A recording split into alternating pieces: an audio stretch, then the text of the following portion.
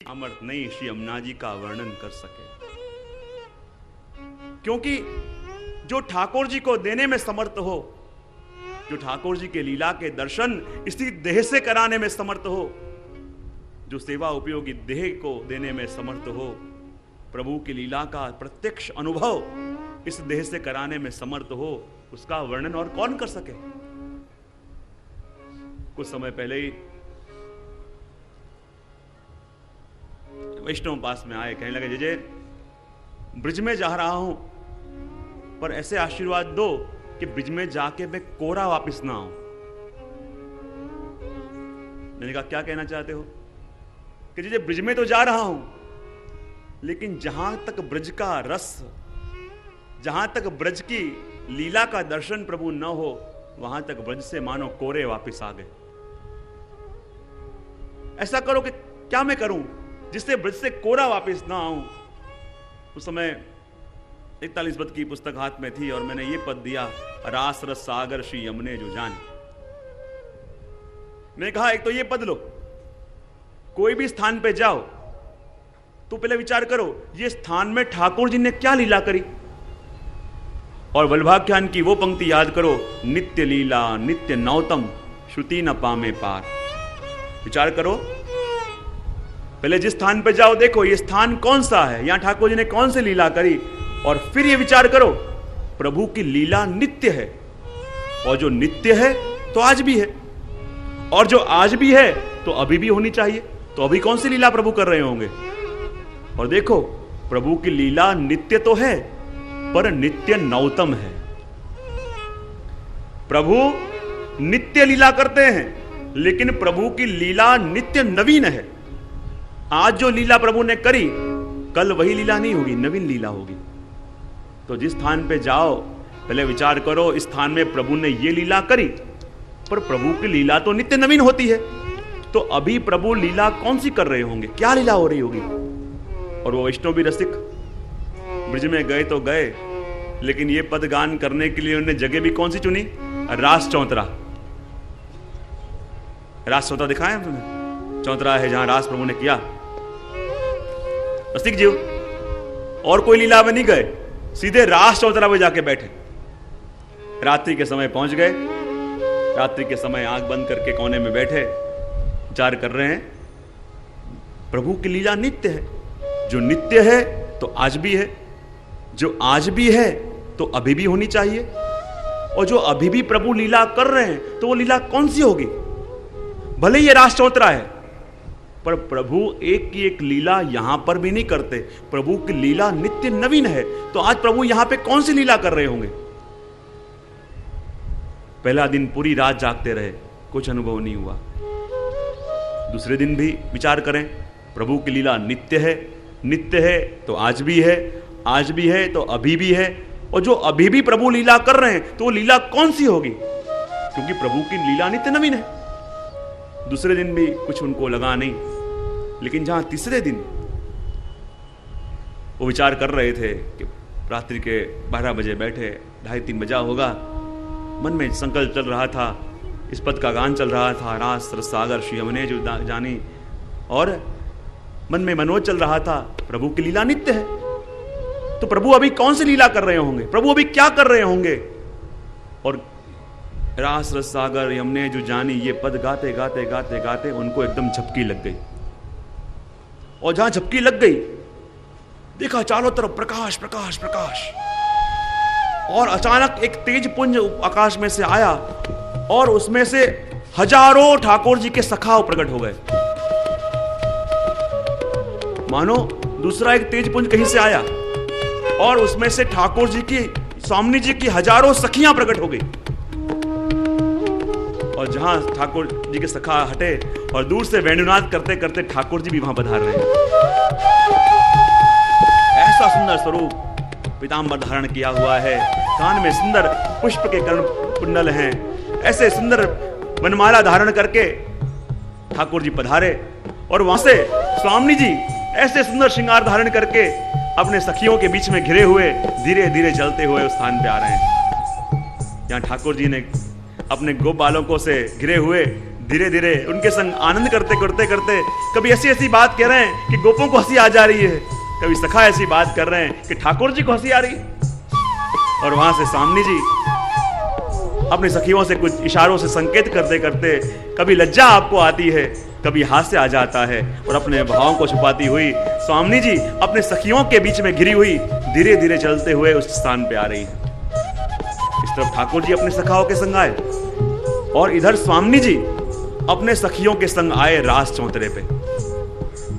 ठाकुर जी ने विचार किया, आज क्या करें और रास का प्रारंभ करें। लेकिन उस वैष्णव के मन में मनोरथ चल रहे थे, प्रभु ये रास थली है, प्रभु यहां रास करते हैं, पर प्रभु की लीला तो नित्य नवीन होनी चाहिए। आज प्रभु खाली रास करते हैं ऐसा नहीं, कोई नवी लीला करने चाहिए। आज प्रभु क्या कर रहे होंगे? स्वामी जी कहती है, प्रभु रास का प्रारंभ करें। ठाकुर जी ने कहा, स्वामी जी कहती है, नहीं प्रभु आज यहां रास नहीं करेंगे। लेकिन क्यों? आज मेरे मन में और कोई अलग मनोरथ है। ठाकुर जी ने कहा, अलग मनोरथ क्या है? कि प्रभु आज मेरी ऐसी इच्छा है, आज यहां हम कोई रास नहीं करेंगे, पर आज यहां छुपा छुपी का खेल खेलेंगे। वह छुपा छुपी का खेल कहां? बोले रास चौतरे पे। प्रभु रास चौतरे में छुपने की जगह कहां है? छुपा छुपी खेलना है तो चलो कोई सघन कंदराओं में चलें, जहां बहुत सारी सघन कंदराएं हैं, झाड़ियां हैं, जहां इंसान छुप सके। अब रास चौतरे में खाली चौतरा है, लेकिन रास चौतरे में छुपा छुपी कैसे खेलें? स्वामी जी कहते हैं, प्रभु बोले कुछ भी हो जाए, मुझे तो छुपा छुपी का खेल ही खेलना है, और वो भी रास चौतरे पे, और मेरी 3 शर्तें भी हैं। प्रभु ने कहा, शर्तें और हैं? बोले हाँ। पहली शर्त तो ये कि जब अपन छुपा छुपी का खेल खेलें तो रास चौतरे से बाहर कोई नहीं जाएगा। प्रभु ने कहा, छुपने की जगह रास चौतरे में है कहां? छुपे कहां चाहिए इंसान कि कुछ भी हो जाए। जब छुपा छुपी का खेल खेलें तो पहली शर्त ये, रास चौतरे के बाहर कोई नहीं जाएगा। दूसरी शर्त ये कि एक बार में ही पहचान लेना पड़ेगा कि ये जो पहली बार में पहचाना नहीं तो हार गए, और सबको शिक्षा दी जाएगी। और तीसरी शर्त ये कि एक ने छुपने की जो युक्ति करी वो दूसरा न करे। ठाकुर जी और सारे गोप चकरा गए, करे क्या? छुपा छुपी खेलना है, वो भी रास चौतरे में, और ऐसी जगह में जहां छुपने की कोई जगह नहीं है। अब छुपे तो कैसे छुपे? स्वामी जी कह रहे, देखो प्रभु छुपा छुपी का खेल प्रारंभ हो रहा है और पहले छुपने की बारी आपकी, आप छुपो। प्रभु ने कहा, छुपे कहां पे? कुछ भी हो जाए आपको छुपना है। सभी गोप बालक और ठाकुर जी एक दूसरे को चेहरे को देखने लगे। ठाकुर जी को सोच लिया, कहा, देखो स्वामी जी हम छुपेंगे, पर उससे पहले कुछ क्षण के लिए आप सब अपने नेत्र बंद कर दो, और जहां आप सब लोग अपने नेत्र बंद कर दोगे और मैं कहूं खोलो तो खोलना, ठीक है? स्वामी जी ने कहा, चलो सखियों सब नेत्र बंद कर दो। स्वामी जी ने अपने नेत्र बंद कर लिए, सभी सखियों ने नेत्र बंद कर लिए, और ठाकुर जी ने कुछ लीला करी और कहा, चलो अब नेत्र खोलो। और जहां स्वामी जी ने और सखियों ने नेत्र खोले, ठाकुर जी ने क्या किया? जितने भी अपने सखा थे वो सबका स्वरूप बिल्कुल अपने तरह कर दिया। जितने भी सखा प्रभु के थे हजारों, वो हजारों सखाओं का स्वरूप बिल्कुल अपनी तरह कर दिया। ऐसा ही पीतांबर, ऐसा ही स्वरूप, ऐसी ही बंसी, ऐसा ही तिलक, ऐसा ही वर्ण। स्वामी जी कहते हैं, जहां एक को ठीक से पहचान नहीं सकी है, ये तो हजारों की लाइन लगी है, कैसे पहचाने? सब सखियां कहने लगी, अरे स्वामी जी हार मान लो, वरना जो पहचान नहीं पाए तो बड़ी फजेती होगी आज। स्वामी जी के कुछ भी हो जाए, आज तो पहचान के रहूंगी। लेकिन पहचाने कैसे? बिल्कुल एक सा स्वरूप, एक सा वर्ण, एक सा पीतांबर, एक सा बंसी, एक सा तिलक, बिल्कुल कोई फर्क नहीं। स्वामी जी और अपनी सखियों का एक दूसरे का चेहरा देखें, करें क्या? स्वामी ने युक्ति करी, कहा, देखो आप सब जने एक लाइन में खड़े हो जाओ। सब लोग एक लाइन में खड़े हो गए। स्वामी जी पहले स्वरूप के पास गई और कहा, जरा हंस के दिखाना। वो स्वरूप हंसे। स्वामी जी आगे गई, दूसरे स्वरूप से कहा, जरा हंस के दिखाना। वो भी हंसे। तीसरे स्वरूप के पास गई कि जरा हंस के दिखाना। वो भी हंसे। यूं करते करते 11वें स्वरूप के पास गई और कहा, जरा हंस के दिखाना। और जहां ठाकुर जी हंसे और स्वामी जी मूर्छित हो गई, कहने लगी, प्यारे जू आप बाहर आ जाओ, आप हो। और सारे सखा ठाकुर जी दंग रह गए कि बिल्कुल मेरी तरह स्वरूप, बिल्कुल मेरे तरह वस्त्र, मेरी तरह वर्ण, मेरे तरह बुरा दिखाओ, तो हे प्यारी जी तुमने कैसे पहचान लिया कि ये मैं हूं? तब स्वामी जी ने कहा कि ठाकुर जी, आपकी तरह वस्त्र कोई धारण कर सकता है, आपके तरह कोई वेश धारण कर सकता है, लेकिन आपकी तरह त्रिभुवन मोहन हास्य कोई कहां से लावे कि जिसको देख के मुझे मूर्छा आ गई। ऐसा हास्य तो प्रभु मात्र आपके पास ही है। और जहां प्रभु को पहचान लिया, सब लोग ने कहने लगे, अरे देखो प्रभु पहचान लिया इन्होंने। अब प्रभु कहते, चलो स्वामी जी अब आपके छुपने की बारी है, पर ध्यान रखो आपकी ही शर्त है, हमने जो छुपने की युक्ति करी वो युक्ति आप नहीं कर सकते, छुपो। सखियां स्वामी जी कहने लगी, अरे स्वामी जी देखो आपने शर्त रखी और हम भी फंस गए, अब करें क्या, कैसे छुपे? राज चौतरा है, उससे बाहर जाने नहीं सकते, छुपने की कोई जगह नहीं, अब क्या करें? स्वामी जी ने युक्ति करी, प्रभु से कहा, देखो प्रभु आप सब जने आंख बंद कर दो और 2 मिनट के बाद आंख खोलो। ठाकुर जी ने कहा, चलो सभी आंख बंद कर लो। सभी सखाओं ने अपनी अपनी आंख बंद कर ली, ठाकुर जी ने आंख बंद कर ली। और जहां 2 मिनट में आंख खोली तो क्या देखा कि वहां आसपास बहुत सारे मोगरे की कलियां नहीं खिली हुई थी। तो सब सखियां मोगरे की कलियों के ढेर लिया है, सारे चौतरे पे ढेर कर दिए और सब लोग अंदर घुस गए। जहां ठाकुर जी ने और सखाओं ने आंख खोली, देखा पूरे चौतरे के ऊपर सिर्फ मोगरे की कलियों के ढेर हैं, कोई दिख नहीं रहा। सखा कहने लगे, अरे कन्हैया, भले हमारा स्वरूप आपकी तरह हो गया था, कम से कम दिखते तो थे, ये तो कोई दिख नहीं रहा, अब कैसे पहचाने? अरे कन्हैया हार मान ले वरना बड़ी बेइज्जती हुई, कोई दिख नहीं रहा, अब पहचानेंगे कैसे? सिर्फ मोगरे की कलियों के ढेर हैं। प्रभु ने कहा, मैं प्रयत्न करूंगा, हार नहीं मानूंगा। प्रभु अपने सखाओं के संग एक एक ढेर के पास जाते हैं, एक एक ढेर के पास जाते हैं। वहां एक ढेर आया जिसके पास ठाकुर जी खड़े हो गए और कहने लगे, प्यारी जी बाहर आ जाओ। और वाकई में स्वामी जी अंदर थे। और जहां स्वामी जी बाहर आए, सारे सखा दंग रह गए, सखियां दंग रह गई कि कोई दिख नहीं रहा था, सिर्फ कलियों के ढेर थे। तो आपको पता कैसे चला कि इसके अंदर स्वामी जी हैं? तो प्रभु ने कहा, बड़ा आसान है। बोले क्यों? कि मैं जितनी जगह गया सब जगह मोगरे की कलियों के ढेर थे, लेकिन जब एक ढेर के पास आया और मैंने देखा कि वहां कोई भी कली नहीं, सब कली खिल के फूल बन चुकी है, मैंने कहा यहाँ स्वामी जी होंगी। क्योंकि हे स्वामी जी, आपके श्रीअंग का स्पर्श जिसको हो जाए वो कली कली नहीं रहती, वो तो खिल के फूल बन जाती है। और जहां सारी कलियां खिल के फूल बन चुकी थी और ठाकुर जी ने कहा, प्यारी जी बाहर आ जाओ, और स्वामी जी बाहर आ गई। क्योंकि स्वामी जी का स्पर्श जिसको मिले वो कैसे फूल बिना बिना रह सके। और इस लीला के दर्शन उन वैष्णवों ने अपने नेत्र से करे। यमुना जी ने ऐसी कृपा करी, यमुना जी ने ऐसा मनोरथ उनका पूर्ण किया कि इन्हीं नेत्रों से, इन्हीं दृष्टि से उन्होंने प्रभु की नित्य नवीन लीला का अनुभव उनको करवाया। क्योंकि यमुना जी जो दे सकती हैं और कौन दे सकता है, इसलिए तो कहा, कौन पे जात श्री यमुने जो बरनी। यमुना जी के अंदर जो देने का सामर्थ्य है, जीव के अंदर इतना पात्र नहीं है कि जितना वो दे सकती हैं इतना ये जीव ले सके। वो तो जब हृदय उनके अनुकूल पात्र बने तभी उनकी कृपा को अपन झील सकते हैं। सभी को मन मोहत मोहन, सो पिया को मन है जो हरनी। जो सभी के मन को मोहने वाले और उसका ही मन का हरण करके ले जाए, वो तो कैसा चतुर होगा। सबके वहां चोरियां करता हो, उसको इतना बड़ा चोर न माने, पर चोर के घर में जो चोरी करके भाग जाए, उसकी कला का गुणगान और कौन कर सकता है। सभी के मन को हरने वाले प्रभु और प्रभु के मन को हरने वाली श्री यमुना जी। और प्रभु ने अभी तक तो अपने सभी भक्तों के मन को हरा था, और जब यमुना जी ने प्रभु के मन को हरा तो उनके संग रहे उनके भक्तों के मन को भी हर लिया। ऐसी यमुना जी का बखान और कौन कर सकता है। सभी को मन मोहत मोहन, सो पिया को मन है जो हरनी। इन बिना, और ऐसा मन हर लिया है जैसे अपने कोई बहुत कीमती वस्तु हो, कोई बहुत बड़ी पूंजी किसी के पास फंसी हुई हो और अपन सारा दिन उसके आसपास घूमते रहते हैं कि मेरा काम कब हो जाए। तो वैसे ही ठाकुर जी का जो मन है, क्योंकि ठाकुर जी लालायित रहते हैं मन के लिए।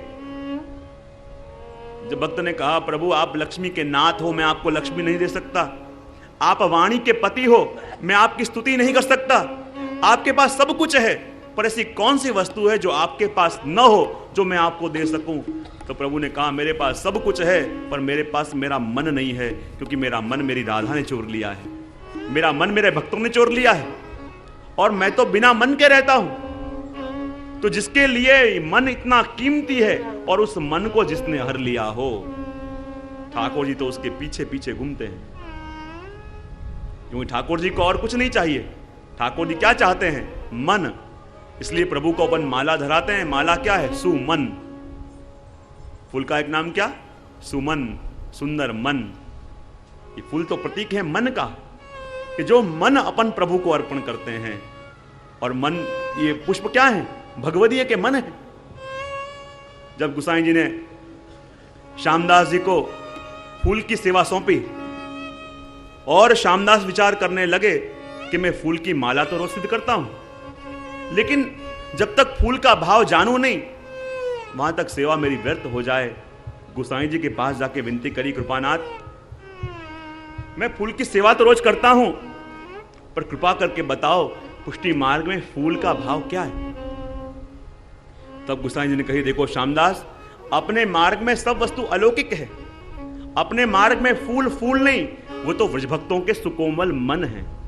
और उन मनों को जो संकलित करके ठाकुर जी के श्रीअंग पे धरावें, तो ठाकुर जी का स्पर्श पाके वो भगवदियों के मन भी प्रसन्न हो जाएं, और भगवदियों का स्पर्श पाके ठाकुर जी भी प्रसन्न हो जाएं।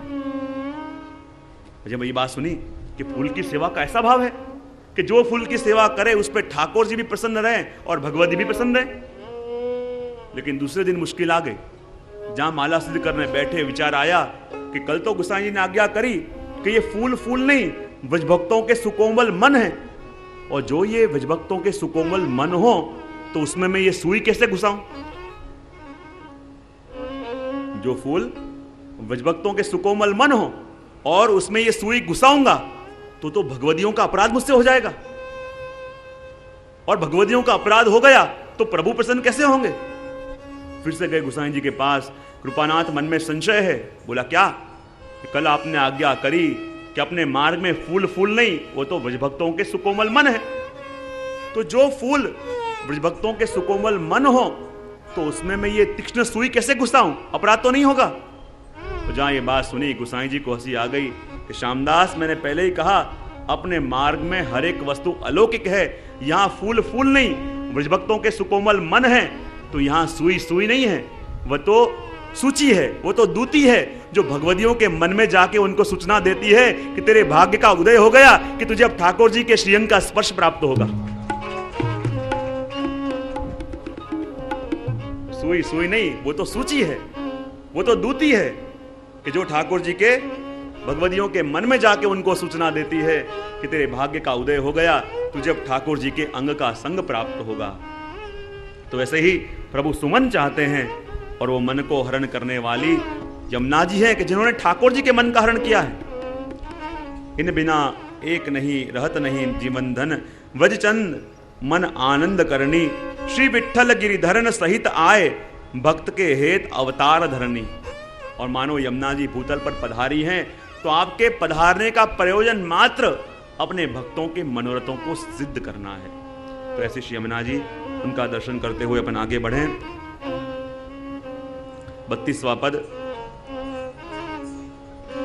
श्री यमुना जी को नाम ले सोई सुहागी।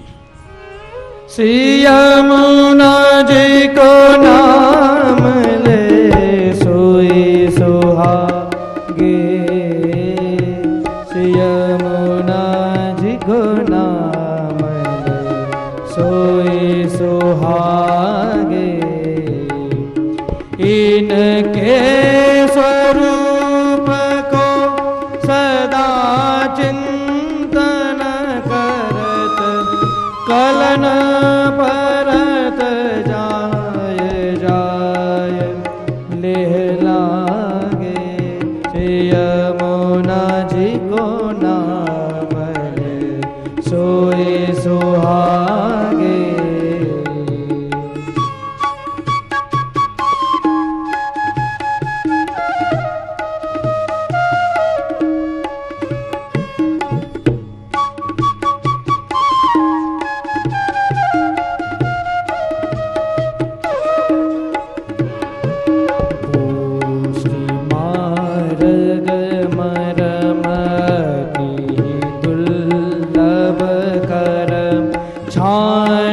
सगरे परम प्रेम पागे श्री विठ्ठल गिरिधर नैसिनी रे भक्त को देते हैं बिना मांगे श्री यमुना जी को नाम ले सोए सुहागे श्री यमुना जी को नाम ले सोए सुहागे श्री यमुना जी को नाम ले सोए सुहागे सोए सुहागे सोए सुहागे।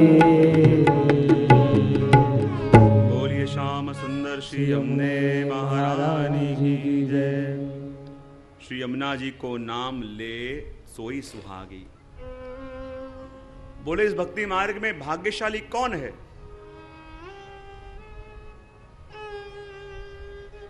इस संसार में भाग्यशाली कौन है? तो कहे जिसका सुहाग अखंड रहे, और कहें वो अखंड सुहाग रखने का सामर्थ्य किसी में हो तो श्री यमुना जी में है।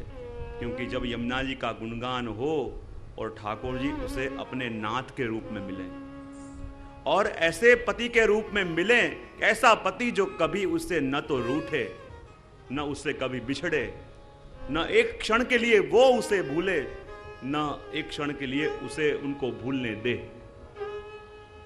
यमुना जी को नाम ले सोई सुहागी, इनके स्वरूप को सदा चिंतन करत, फल न कल न परत जाए लेह लागी। और यमुना जी के स्वरूप का सदा चिंतन बना